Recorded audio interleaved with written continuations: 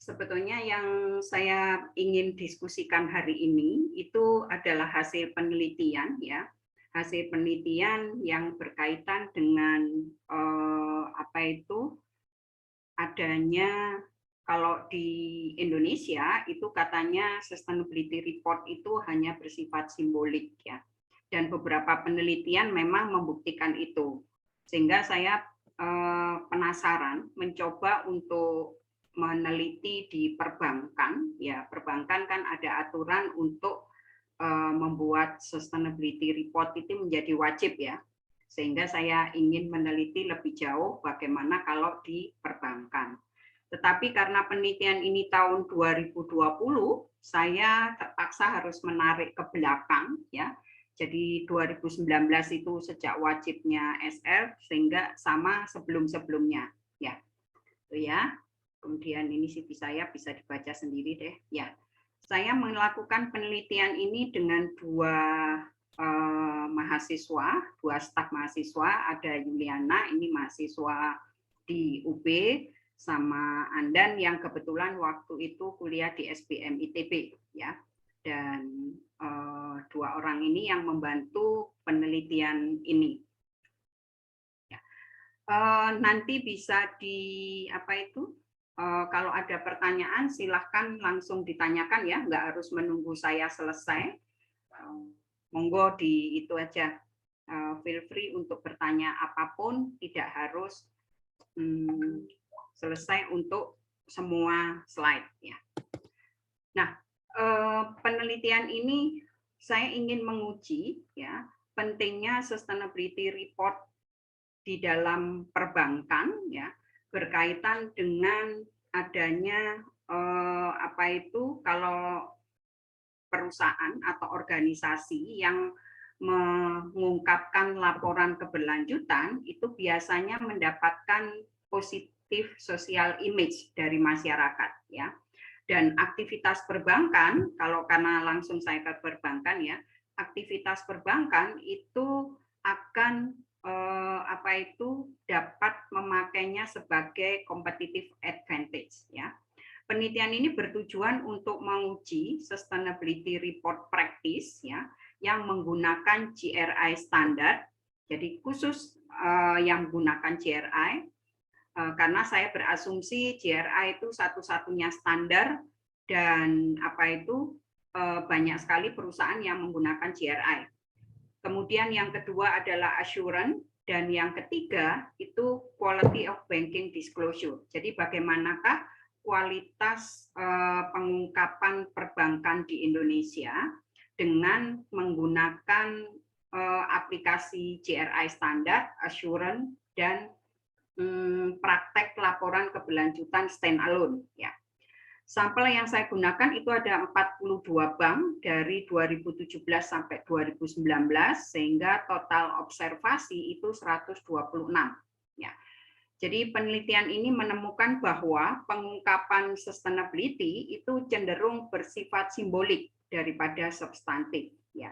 Sehingga mungkin pertanyaan berikutnya atau apa itu penelitian berikutnya itu bisa dihubungkan dengan sustainable economy yang kemarin sempat apa itu tahun lalu sih BI ingin melihat bagaimanakah laporan keberlanjutan di perbankan apakah bisa mendukung sustainable economy ya, mungkin itu ada penelitian lebih lanjut yang ingin dilakukan ya Bapak Ibu sekalian, adik-adik dan anak-anak ya.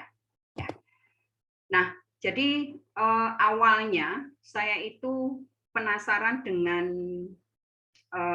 apa itu artikelnya Miselon ya tahun 2014. Artikel ini menjelaskan tentang kualitas laporan keberlanjutan yang begitu unik pengukurannya ya.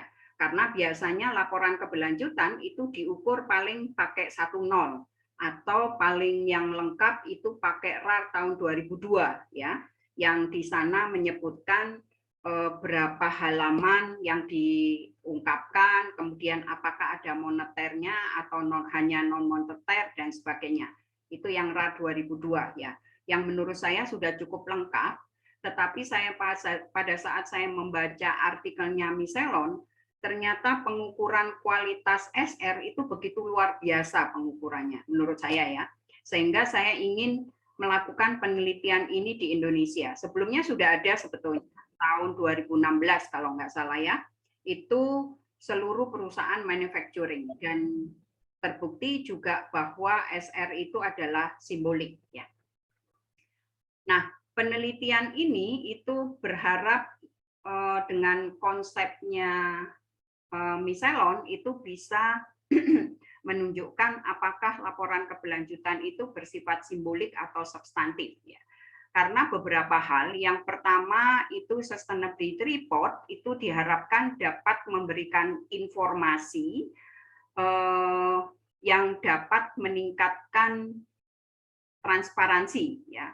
Kemudian tahun 2017 ternyata EY itu menemukan bahwa kualitas sustainability report itu relatively beragam ya.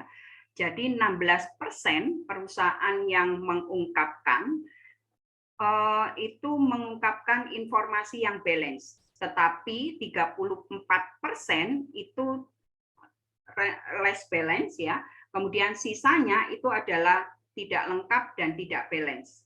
Padahal kalau kita membuat laporan keberlanjutan yang berkualitas, salah satu prinsipnya itu adalah harus balance dan completeness ya. Kemudian CSR itu dapat memberikan positif social image ke masyarakat yang penting untuk kinerja perusahaan yang bersangkutan ya. Nah, Misselon tahun 2014 itu menemukan bahwa jadi Misselon ini menggunakan teorinya Ashford and Gibbs yang menjelaskan tentang legitimasi yang punya dua sisi mata pedang ya. Yang satu bersifat substantif dan yang satu itu bersifat simbolik. Jadi CSR itu kalau menggunakan pendekatan substantif maka dia akan terus melakukan improvement berkaitan dengan implementasi dari CSR activity ya. Tetapi kalau symbolic approach berarti perusahaan hanya ingin untuk membuat good CSR activity ya dengan memanipulasi berbagai laporan keberlanjutan sehingga SR yang dibuat itu akan cenderung bersifat simbolik ya, hanya good image aja untuk menciptakan pencitraan ya.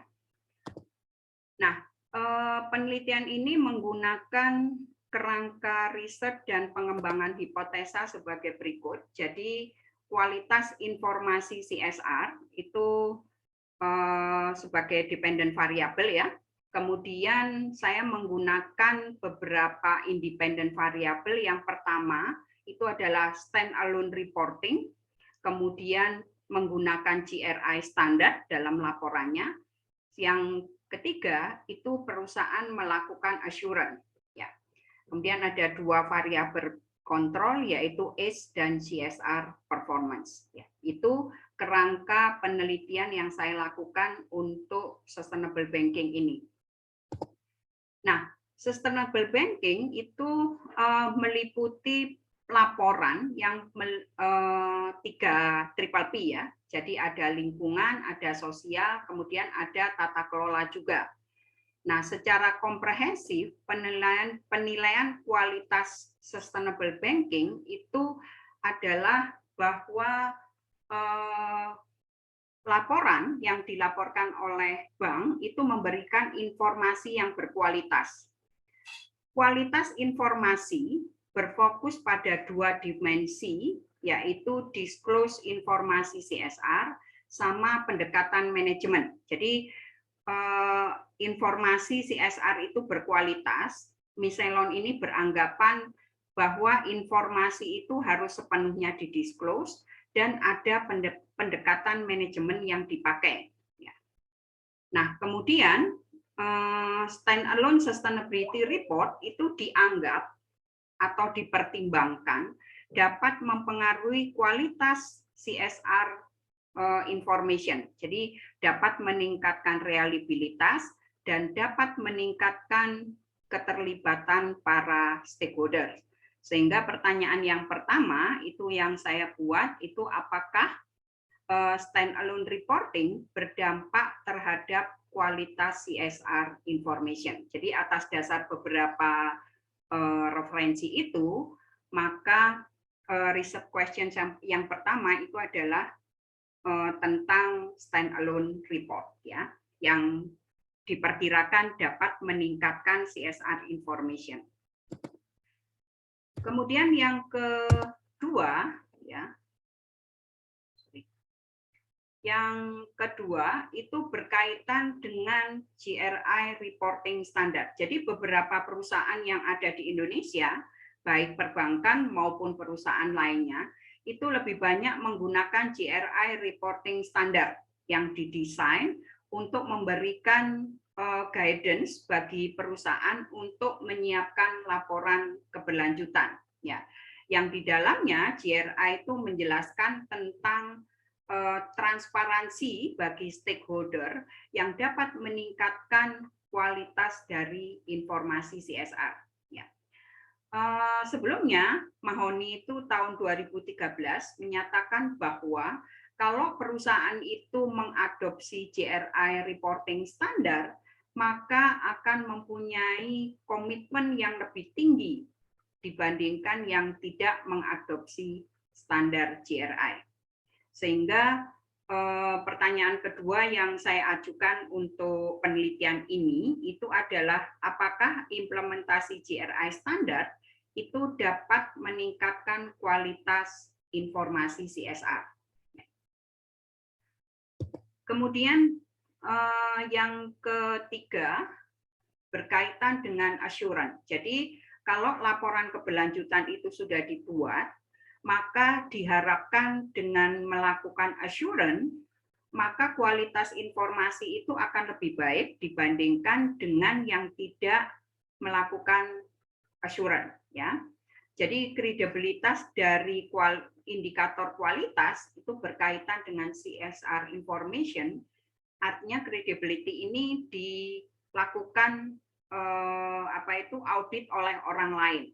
Nah, external assurance itu dapat meningkatkan kredibilitas dan kualitas CSR information. Ya, jadi diharapkan dengan proses assurance itu menyebabkan para stakeholder itu akan lebih mengandalkan laporan keberlanjutan yang sudah dilakukan assurance. Ya.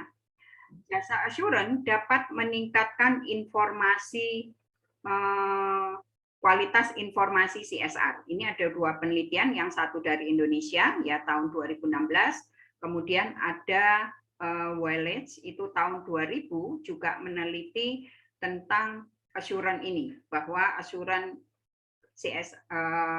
SR kalau dilakukan assurance itu akan lebih berkualitas dibandingkan yang tidak melakukan assurance. Ya, itu yang ketiga. Jadi ada 3 pertanyaan berkaitan dengan kualitas informasi CSR, berkaitan dengan penerapan GRI, kemudian standalone sustainability report, sama adanya assurance. Nah, kualitas CSR disclosure information ini saya menggunakan punyanya Miscelon. Tadi saya yang mengatakan bahwa Miscelon itu mengukur kualitas informasi begitu lengkap ya. Jadi dia yang pertama mengukur kualitas informasi yang disebut dengan relative quantity index. Ya. Kemudian dia juga mencoba untuk mengukur informasi density. Ya. Kemudian yang ketiga juga mengukur accuracy dari informasi yang disajikan dari SR itu. Dan yang terakhir, bagaimanakah orientasi manajemen terhadap SR report. Ya. Nah, itu ukuran-ukuran yang dipakai oleh Miscelon untuk dependent variable. Jadi pengukuran dependennya itu begitu kompleks ya, ada 4 ini. Masing-masing perhitungannya itu seperti ini. Jadi yang pertama quantity relative index ya. Enggak bisa di ya. Yang pertama ini Relative Quantity Index itu Miselon merefer ke Betty tahun 2004 yang mengukur informasi berdasarkan standar residual. Ya, jadi perhitungannya itu seperti ini untuk mengukur salah satu dari quality tadi. Ya, setelah itu ini nanti akan ditarik ke RQT, yaitu untuk yang pertama, ya ini ya. Relative Quantity Index. Jadi berapa jumlah relatif yang diungkapkan, ya. Itu yang pertama. Yang kedua itu adalah density index. Jadi Miselon ini mendefinisikan density itu adalah informasi CSR informasi sebagai rasio antara jumlah kalimat yang disajikan dibandingkan dengan total jumlah kalimat yang ada di dalam sustainability report, ya. Ini berupa rasio dari 0 sampai 1, ya. Kalau mendekati 1 menunjukkan bahwa informasi itu adalah quite dense, ya. Jadi semakin baik, ya. Yang ketiga itu adalah accuracy index or information accuracy, ditentukan dengan rasio jumlah nilai tertimbang dari semua kalimat yang ada di CSR information, termasuk kalimat yang ada di CSR report. Jadi perhitungan yang ketiga, accuracy itu ini seperti ini, ya. Jadi dihitung jumlah kalimat yang ada di laporan keberlanjutan. Nah, perhitungan indeks 1, 2, 3 itu yang memang cukup rumit, meskipun saya tidak ikut menginput, ya. Jadi saya hanya mengarahkan aja, dibantu oleh 2 orang tadi untuk menginput beberapa data yang berkaitan dengan kualitas informasi ini. Dan yang terakhir itu adalah management approach. Miselon itu menggunakan pendekatan dari management approach, ya, yaitu dia menyebutkan tentang pendekatan manajemen yang berorientasi ke yang manajemen komit terhadap informasi, maka perhitungannya itu seperti ini. Jadi manajemen orientasinya itu seperti apa? Jadi dia akan melihat dari sudut bahwa manajemen itu berkomitmen terhadap informasi yang ada di dalam laporan keberlanjutan. Ya. Jadi ini juga sama menghitung kalimat yang disajikan yang berkaitan dengan keberlanjutan. Ya. Nah, itu beberapa ukuran yang dipakai untuk kualitas informasi, sedangkan independen variabelnya semuanya menggunakan dummy, ya, yaitu apakah perusahaan menyajikan sebagai standalone ataukah di assuran atau tidak, apakah dia menggunakan GRI atau tidak, semuanya 1-0.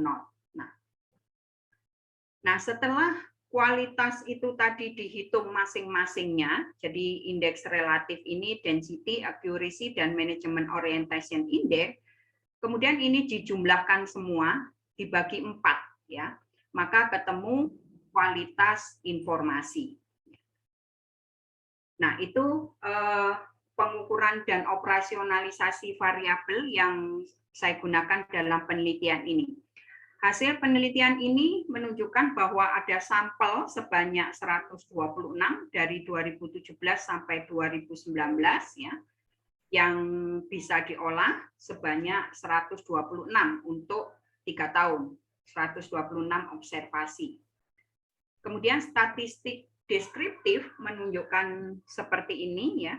Jadi memang kualitas informasi itu relatif rendah, ya. Jadi ini semakin tinggi itu semakin bagus. Minimumnya itu 0,1, maksimumnya hanya 0,28, ya.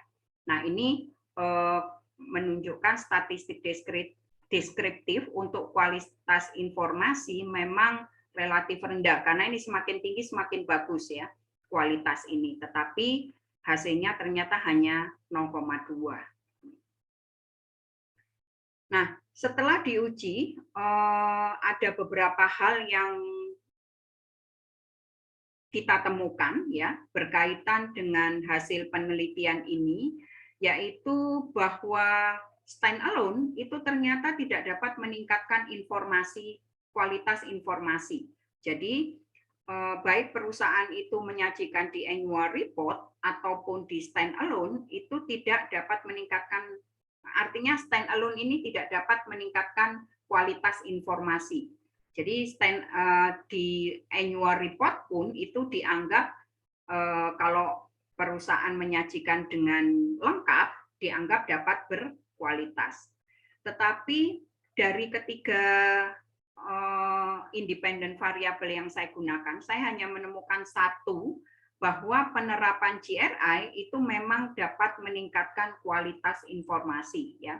Seperti kita tahu bahwa GRI ini standar yang cukup lengkap ya, yang membagi general disclosure, kemudian ada ekonomi, ada lingkungan dan sosial. Nah, itu masing-masing dijelaskan dengan lengkap sehingga wajar kalau perusahaan itu menerapkan GRI ternyata dapat meningkatkan kualitas informasi ya. Sedangkan assurance itu sama dengan standalone, ternyata tidak dapat meningkatkan kualitas informasi. Ya, itu hasil penelitian saya ya. Jadi mungkin nanti penelitian lain bisa saja berubah dengan menambahkan beberapa variabel. Nah, sedangkan variabel kontrolnya dua-duanya itu signifikan. Jadi artinya semakin tinggi umur perusahaan, maka kualitas informasinya itu semakin bagus ya. Semakin tinggi perusahaan itu menginformasikan tentang corporate social performance, kinerjanya semakin bagus, maka kualitasnya juga semakin bagus. Ini secara logika memang bisa signifikan ya, dan ternyata terbukti seperti itu. Nah, jadi secara keseluruhan bahwa standalone reporting dan assurance itu tidak dapat meningkatkan kualitas informasi ya. Jadi baik dia menyajikan di dalam annual report, kemudian tidak di assurance, ternyata juga tidak meningkatkan kualitas informasi. Ya. Artinya di sini ternyata perusahaan itu melaporkan laporan keberlanjutan hanya mempertimbangkan pendekatan simbolis. Jadi hanya untuk memenuhi kewajiban peraturan ya. Kemudian atau juga kewajiban sosial terhadap masyarakat atau terhadap para stakeholders. Maka sehingga baik standalone maupun di assurance atau tidak, itu ternyata tidak dapat meningkatkan kualitas informasi. Nah, dari hasil ini sehingga saya menyimpulkan bahwa laporan keberlanjutan yang disajikan itu cenderung hanya bersifat simbolis ya. Tuh.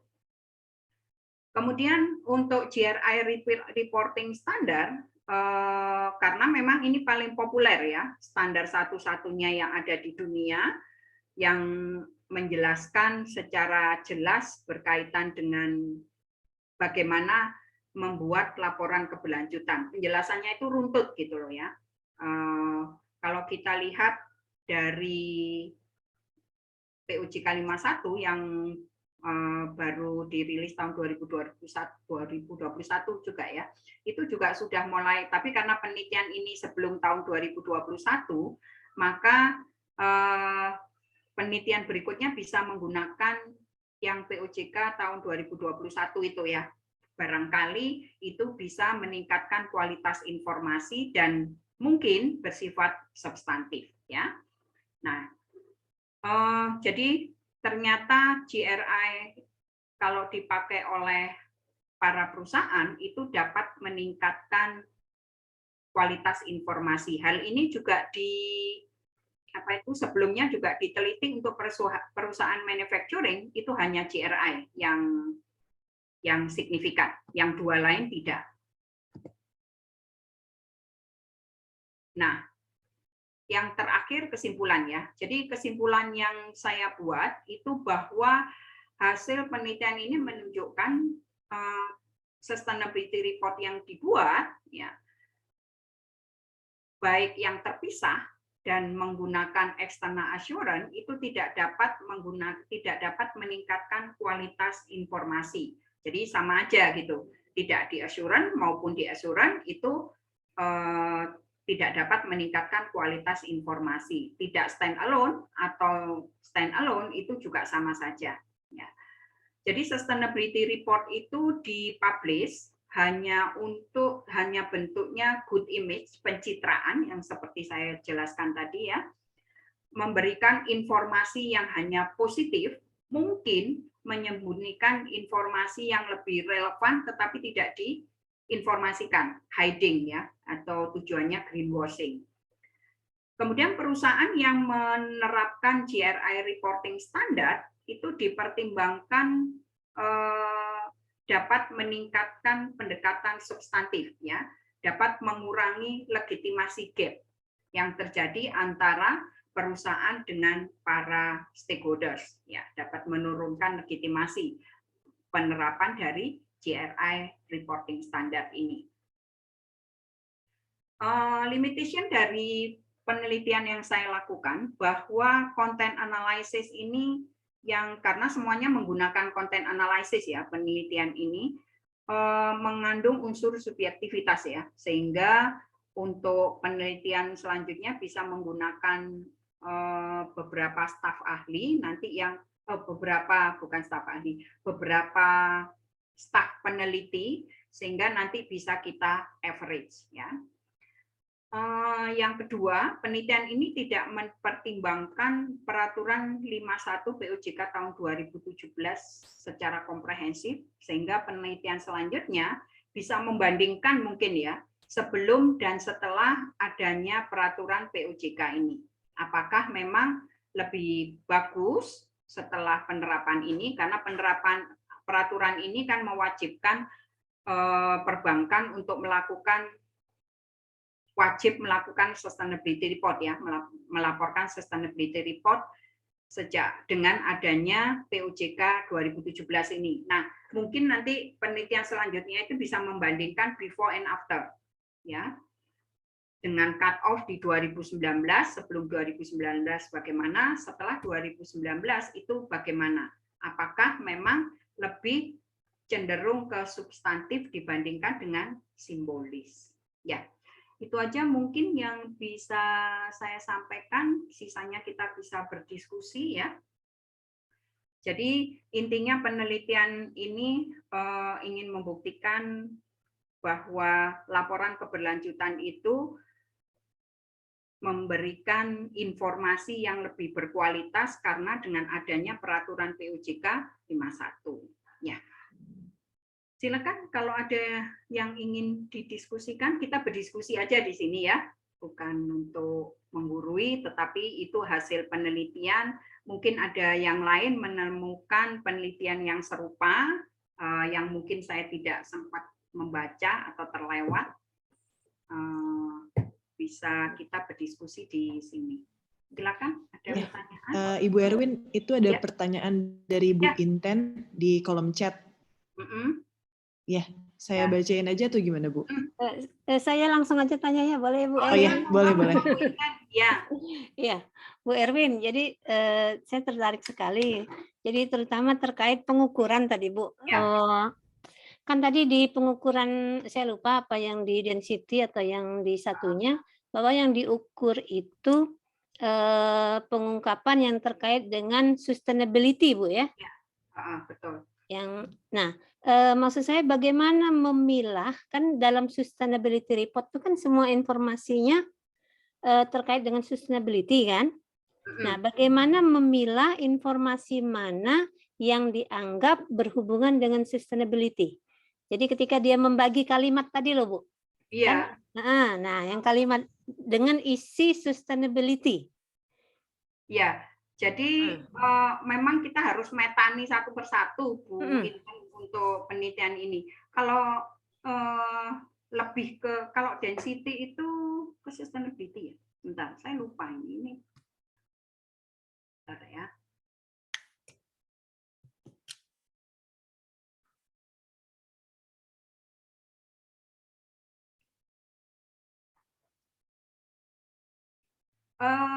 Kalau di dalam density itu bukan sustainability-nya, jadi jumlah informasi yang dilaporkan di dalam, susah sih, bentar ya.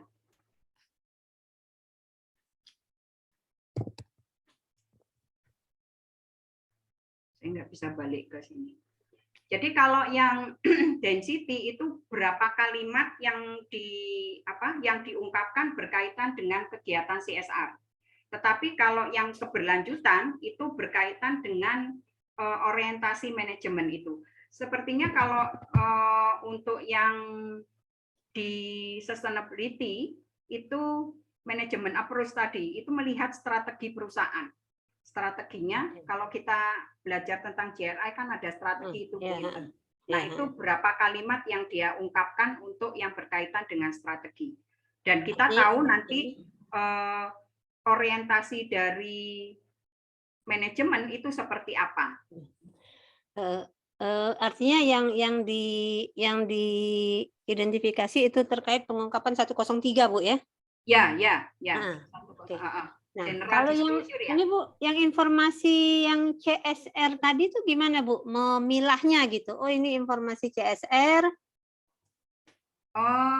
Jadi kita melihat di annual report maupun laporan keberlanjutan itu semua informasi yang berkaitan dengan CSR. Ya, memang namanya annual report dan itu pasti ya berkaitan dengan CSR ya. Cuman berapa kalimat yang dia ungkapkan itu loh Bu Intan.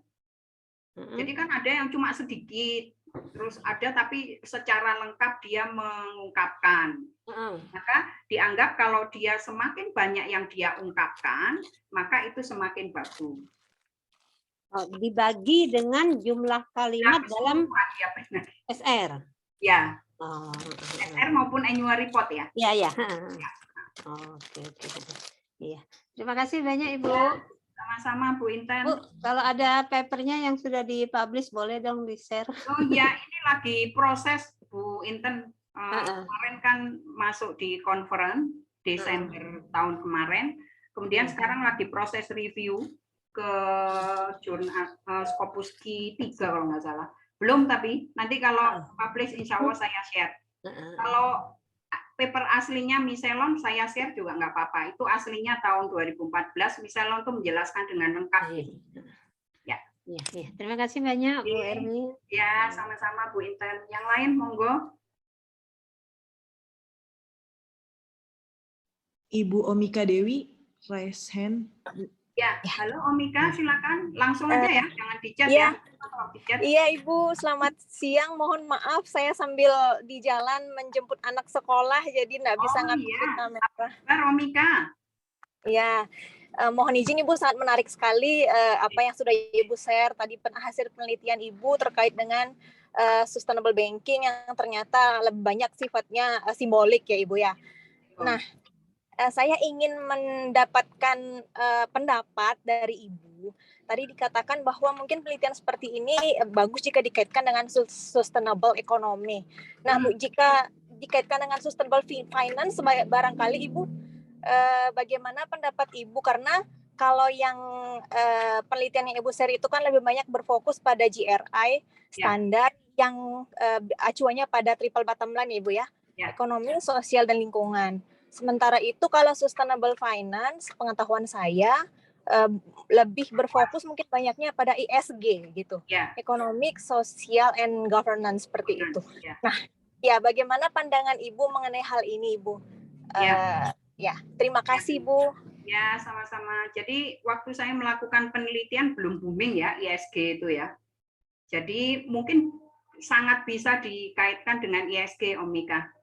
Jadi itu kan satu penelitian yang baru. Memang kalau penelitian ini mau di-refer, memang tidak bisa sepenuhnya, tambahkan aja beberapa variabel yang baru. Bisa seperti itu, Omika?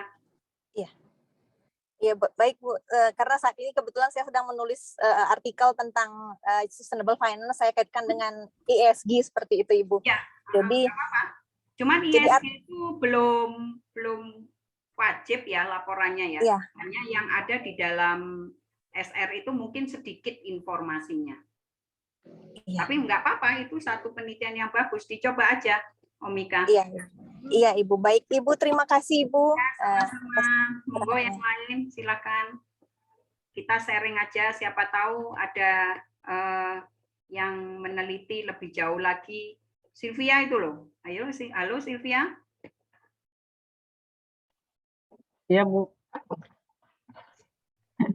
Bu, izin nanya.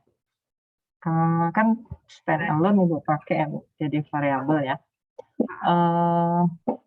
Sebenarnya kan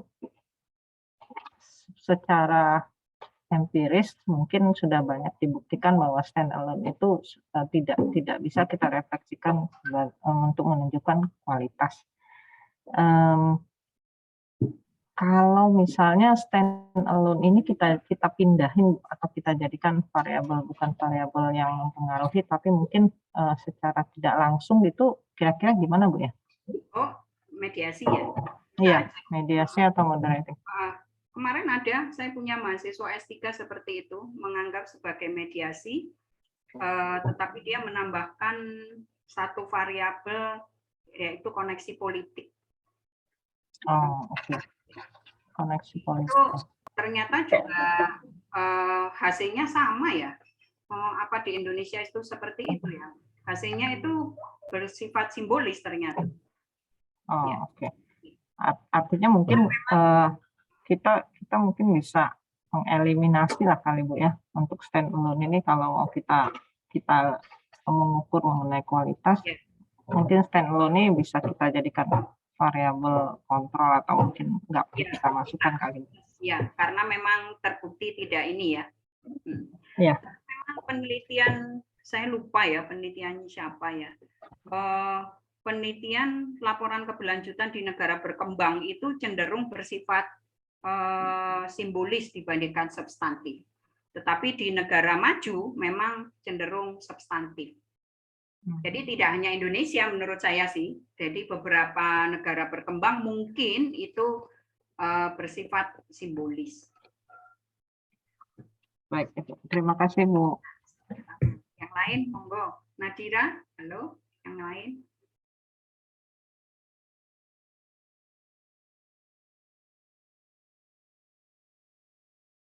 Ya, silakan. Ada pertanyaan?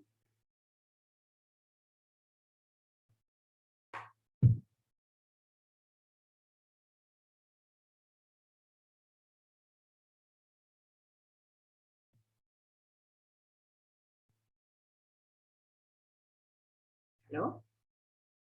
Loh, kok pada diam semua? Ayo, kita sharing aja, ayo. Jadi penelitian-penelitian di bidang CSR itu sekarang banyak yang baru ya.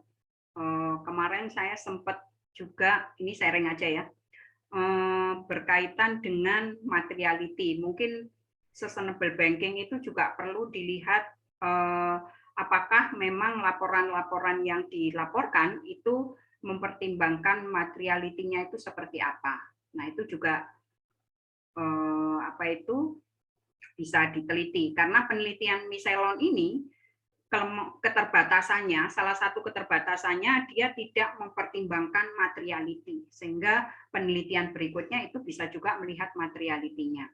Pada saat itu saya ingin melihat materiality, tetapi penelitian dalam bidang materiality ini sedikit sekali, sehingga saya harus bagaimana ukuran untuk materiality itu. Ternyata sekarang sudah ada beberapa ya yang menggunakan materiality itu sebagai variabel penelitian. Ya, monggo silakan, ada yang mau nanya?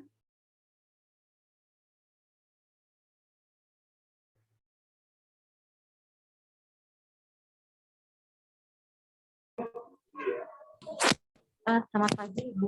Pagi, Claudia. Halo, selamat pagi, Ibu. Pagi, ya, Claudia. Ini mana ya?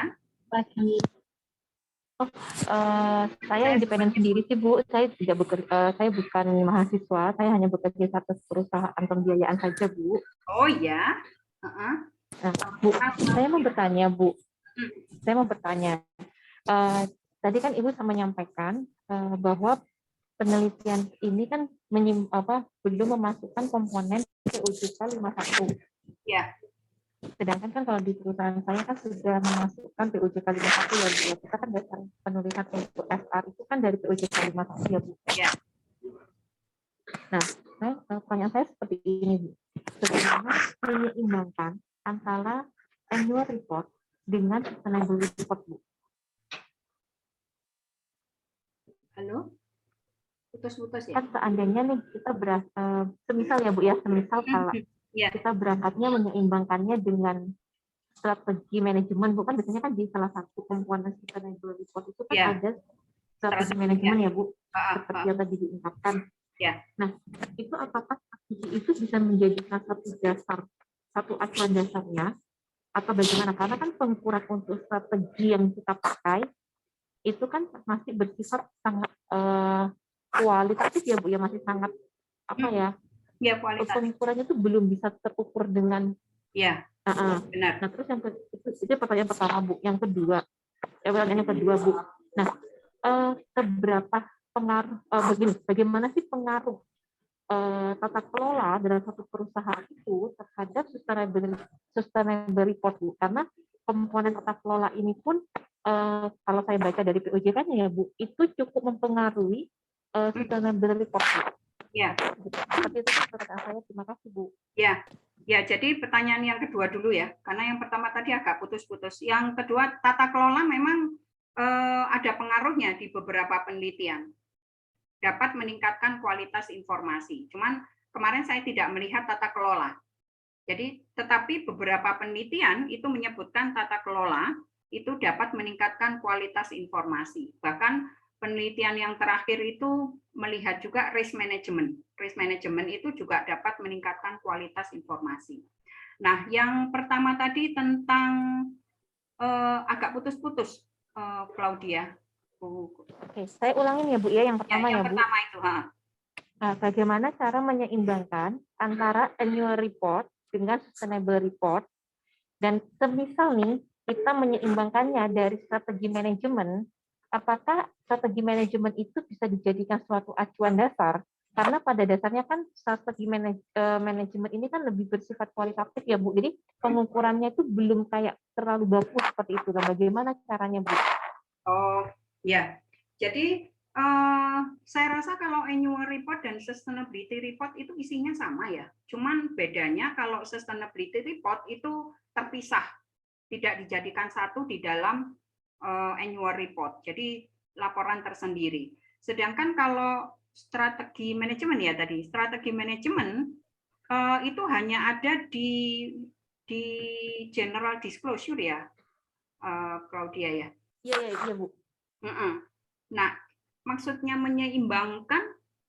Gini Bu, kadang gitu kalau misalnya saya lagi menyusun gitu ya Bu ya, menyusun annual report dengan sustainable report tuh kayak ada yang yang ini lebih condong ke misalnya nih lebih condong ke keuangannya, sedangkan yang ini lebih condongnya lebih ke faktor sosial atau lingkungannya, sedangkan ekonominya itu kecil. Nah, sedangkan ini kan sebenarnya satu keterkaitan, terkadang kan ada satu perusahaan yang dijadikan satu gitu loh Bu. Nah, itu kadang saya bingung ini apakah bisa diseimbangkan, jadi satu laporan tersebut ada apa ya, cuma satu gitu loh Bu, dan itu seimbang ketiga faktor tersebut gitu Bu. Nah, kalau kita menyusun laporan keberlanjutan, yang pertama kita lakukan kan menentukan materiality dulu ya, ya kan? Ya pasti kan, karena nggak mungkin kalau kita tidak melakukan matriks materiality tiba-tiba melaporkan. Karena apa? Kalau kita tidak melakukan matriks materiality, itu stakeholder kita itu banyak, ya nggak mungkin kita masukkan semua. Kemudian laporan keberlanjutan kalau mau memasukkan semuanya rasanya impossible, tidak mungkin. Butuh costly ya. Karena kalau semua informasi kita masukkan kan menjadi mahal. Sehingga kita akan menentukan materiality dari laporan yang akan kita publish itu. Yang mana sih kita dulukan? Nah, itu biasanya di internal tim itu akan menentukan dulu stakeholder-nya itu siapa saja yang akan kita survei ya. Kemudian apa saja yang akan kita sajikan? Kan tidak bisa semua kan? oleh karena itu kita tidak bisa membandingkan antara bank yang satu dengan bank yang lain. Kok kayaknya bank B ini lebih lengkap ya? Nggak bisa, karena ada materiality itu tadi. Jadi penentuan untuk menentukan membuat laporan keberlanjutan, tentukan dulu materiality-nya. Jadi bagi perusahaan itu, ekonomi penting nggak sih? Oh, cukup satu aja kita ungkapkan. Karena kan di dalam laporan keberlanjutan kan harus ada semua triple P ini. Ya, harus balance. Artinya balance itu bukan berarti ekonomi, lingkungan, dan sosial itu harus sama banyaknya, kan bukan seperti itu. Balance itu artinya positif negatif kita laporkan. Ya, gitu Claudia.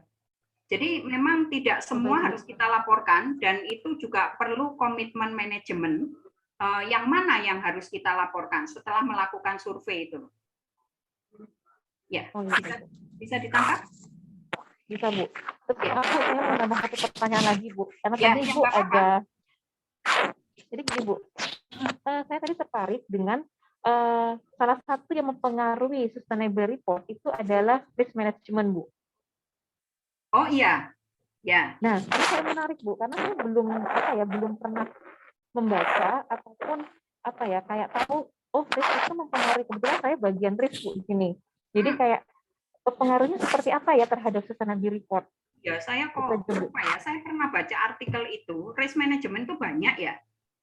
Ya, kan banyak toh risk management itu luas. Banyak, Bu. Nah, sangat luas sih, Bu. Maksud saya ini di poin apa ya? Maksudnya kayak saya lupa ya. Tapi nanti saya boleh, kalau bisa menghubungi saya share artikelnya. Jadi di beberapa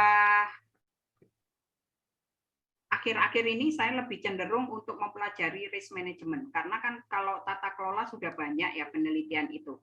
Jadi saya ingin mencoba untuk risk management yang menghubungkan dengan CSR itu. Cuman saya baca artikelnya tidak detail sehingga saya tidak bisa bercerita banyak. Cuman artinya risk management itu bisa dihubungkan. Cuma risk management yang mana itu yang perlu saya baca lebih jauh. Gitu Claudia. Oh, baik, Bu. Gitu ya. Oke. Iya, baik, Bu. Terima kasih ya, Bu, inputannya. Bisa dipertimbangkan untuk penelitian lebih lanjut. Karena risk management itu penelitian di Indonesia kan ya, relatif sedikit ya, sehingga dipertimbangkan. Gitu? Ya. Ya, Bu, terima kasih. Selamat pagi. Ya, sama-sama. Tadi ada yang tanya tentang di chat ya. Iya, Bu, Ibu Dian Ajeng. Din Ajeng tadi tanya apa ya? Ini saya bacain ya, Bu ya? Ya, ya. Ya, menurut Michelin tadi bahwa simbolik itu lebih ke manipulatif. Apakah artinya laporan keberlanjutan dan data-datanya berupa manipulasi saja? Begitukah maksud Ibu Erwin? Terima kasih sebelumnya, Bu Erwin. Ya, jadi artinya simbolis itu saya memanipulasinya. Kalau Michelin bilang memanipulasi ya. Tetapi kalau di Indonesia saya tidak bisa bilang seperti itu. Hanya saja kalau di Indonesia laporan keberlanjutan itu hanya sekedar untuk memenuhi peraturan gitu aja. Hanya untuk menurunkan legitimasi supaya tidak ada masyarakat yang komplain atau macam-macam, sehingga pencitraannya itu bagus. Nah, itu yang dimaksud dengan simbolis. Ya. Sedangkan kalau bersifat substantif, artinya dia akan terus-menerus memperbaiki kegiatan CSR-nya untuk meningkatkan kinerja. Tetapi kalau simbolis, yang itu tadi hanya untuk pencitraan, hanya yang bagus-bagus saja dilaporkan. Karena kalau setiap kali saya melakukan training, kayaknya kalau di laporan keberlanjutan nggak ada yang jelek-jelek katanya gitu. Nah, itulah yang saya katakan hanya bersifat simbolis itu tadi. Gitu, Ajeng. Terima kasih, Bu Erwin. Ya. Yang lain ada lagi? Ini ada ini Ibu Erlinda Kasim, resen ya, boleh Ibu, silakan. Ya. Baik, terima kasih. Ya, terima kasih Bu Prof. Jadi gini, ini sebetulnya berkaitan sama yang barusan sih, Bu. Ya tadi dalam pemaparan kan Ibu juga mengatakan bahwa ada hal-hal yang ditampilkan yang bagus saja begitu ya.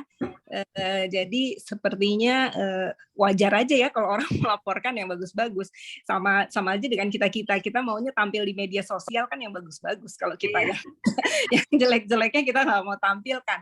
Nah, kalau di laporan keuangan finansial reporting kita nggak bisa seperti itu kan. Artinya standar IFRS sedemikian rupa mengusahakan untuk melaporkan yang katanya apa adanya supaya reliable dan sebagainya. Jadi karena menurut Prof gitu ya, seperti apa itu istilahnya bagaimana kita mengatasi itu. Berarti dengan demikian investor hanya tahu yang bagus-bagusnya dong begitu ya. Mungkin pelanggaran yang dia lakukan, dia buang limbah sembarangan dan sebagainya, dia tidak laporkan mungkin begitu ya. Itu satu hal, Prof. Kemudian yang kedua tadi juga berkaitan juga dengan ini yang tadi simbolik dan substantif ya, Prof. Jadi apakah artinya investor Indonesia dia belum butuh sekali laporan sustainability atau kita tuh belum concern sehingga akhirnya perusahaan cukuplah melaporkan simbolik sajalah. Tadi saya baru paham bahwa kalau simbolik berarti ya sudah hanya menampilkan karena memenuhi kewajiban saja begitu ya. Beda dengan laporan-laporan keberlanjutan di luar yang memang substantif ya, mereka memang betul melakukan, bahkan memang nyata, karena penelitian sustainability kan sulitnya menilai outcome-nya gitu ya Bu mungkin ya.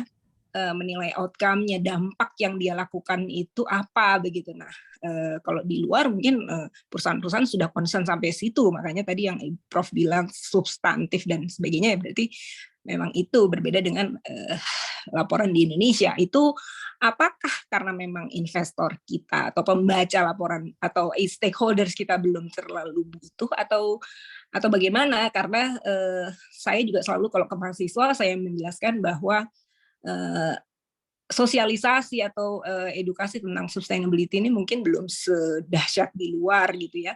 Tetapi kalau saya lihat, saya selalu bilang ke mahasiswa, kalau anak muda mereka sudah mulai concern dengan sustainability. Tapi kalau ke yang udah seumur saya begitu ya, rasanya untuk merubah mindset sustainability itu tidak mudah begitu. Itu yang saya katakan kepada mereka. Jadi kadang-kadang saya bicara sama kolega dosen saja, apa sih sustainability? Maksudnya bukan apa dia nggak tahu sustainability, tapi why is it important gitulah gitu kira-kira. Baik gitu aja Prof. Makasih.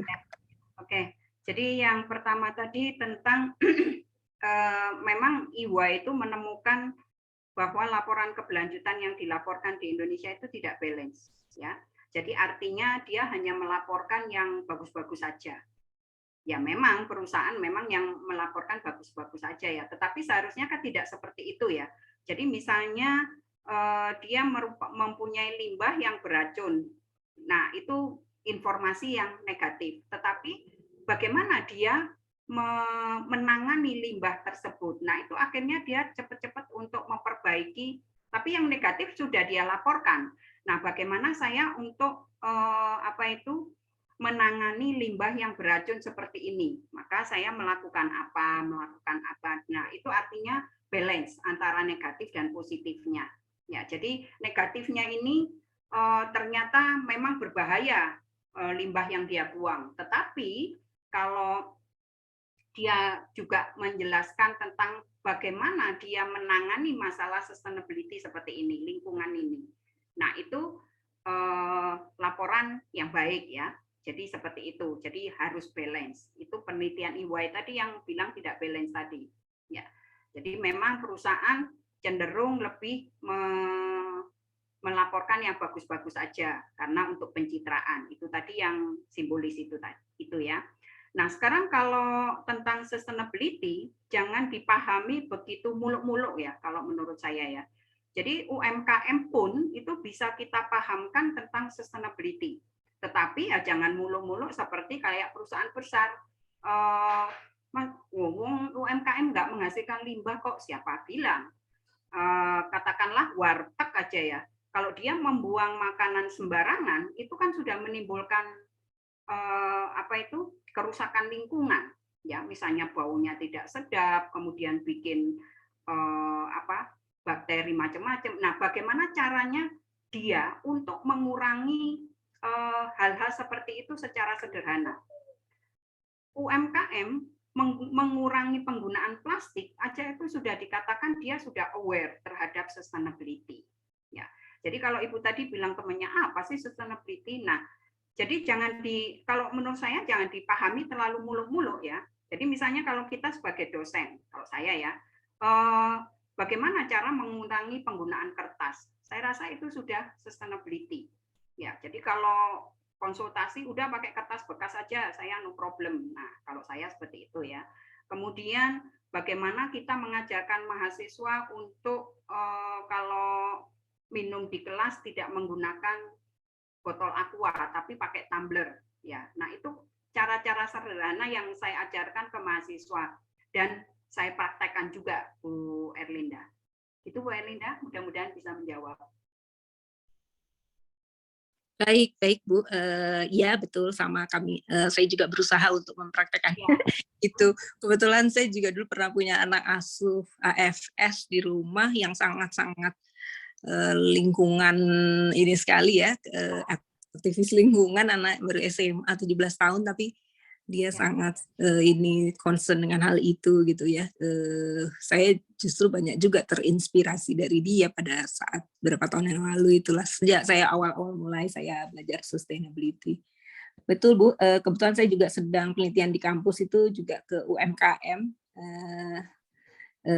sedang mencoba apa ya, model apa ya yang ini, walaupun sekarang memang beberapa pemerintahan sudah mulai mencanangkan green product lah ya, green UMKM dan sebagainya begitu. Tapi kan memang belum ada ini yang melandasi utama seperti apa untuk mensosialisasikan ini ke mereka. Nah itu ya, mudah-mudahan sih ke depan juga saya bisa outputnya juga ada apa ya, model lah gitu untuk UMKM kita ya, untuk bisa bersaing juga, karena produk-produk UMKM kita kalau mau bersaing di luar gitu katanya juga harus mempunyai laporan ya tentunya disesuaikan ya, laporan yang simple bahwa mereka beroperasi sesuai dengan prinsip sustainability tadi ya, bahwa mereka mungkin tidak mempekerjakan pekerja di bawah umur dan sebagainya. Ya itu, tapi kita kan memang baru ada GRI ya. Ya gimana Bu? Ya, jadi memang kalau UMKM kita sesuaikan aja, jangan terlalu muluk-muluk kayak perusahaan besar. Iya betul Bu. Itu penelitian di saya lagi mau mencoba membuat apa ya, semacam model lah, belum dari GRI kan nggak mungkin gitu ya, ambil yang simpel-simpelnya, lalu UMKM-nya juga seperti apa, karena UMKM pun ada yang mikro, ada yang menengah dan sebagainya, itu juga beda kan. Ya, mungkin gitu aja. Terima kasih Bu Erwin. Ya, sama-sama. Ada yang lain, monggo silakan. Ya, Pak Alister, silakan, boleh Pak. Silakan, monggo, ada Tonang. Ya, terima kasih Bu Erwin, Prof. Erwin. Ya, ini berkaitan tadi mengenai hasil penelitian Ibu yang mengatakan bahwa mostly laporan-laporan SR yang sekarang diterbitkan oleh khususnya perbankan itu lebih cenderung ke formality ya Pak Ibu ya. Jadi menurut saya sih memang ini yang memang terjadi sekarang ini karena regulator sendiri juga belum menerapkan dengan sungguh-sungguh peraturan-peraturan yang sesuai dengan standar begitu. Dan ini juga mungkin yang menjadi satu kelemahan dari regulator, karena mereka juga sebagai tenaga ahli atau sebagai mungkin semacam OJK sendiri juga mungkin pemahaman tentang sustainability juga dalam praktek itu masih kurang gitu Bu. Jadi menurut saya sih memang ini satu juga mungkin yang perlu nanti disarankan menurut saya Prof. Erwin, ya ini masukan kepada pemerintah. Jadi kalau di luar negeri itu sudah memang suatu hal yang memang sesuatu yang benar-benar dilaporkan real gitu ya. Nah sebenarnya kita mungkin juga bisa mengadop dengan semua peraturan-peraturan, bahkan mungkin pelaksananya sendiri itu harus lebih lagi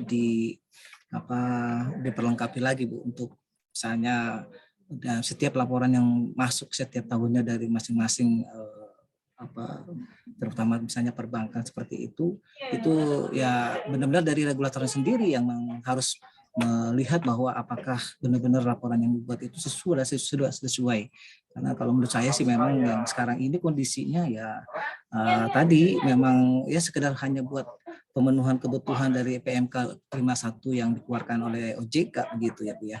Jadi menurut saya sih ke depannya mungkin dari pihak regulator sendiri yang juga harus membenahi diri untuk bagaimana supaya benar-benar laporan-laporan yang SR yang disampaikan itu benar-benar memang sesuai dengan kualitas atau sesuai dengan keadaan yang sebenarnya. Menurut saya seperti itu, Bu. Terima kasih buat ini. Terima kasih. Jadi memang di Indonesia itu peraturan untuk regulasi untuk itu nggak mendukung ya. Jadi punishment-nya itu belum ada sehingga mereka itu kadang ya wis pokok melaporkan gitu loh. Ya, betul sekali. Ya. Terima kasih Pak Rifana. Yang lain ada lagi? Silakan. Ya, siapa? Ada lagi?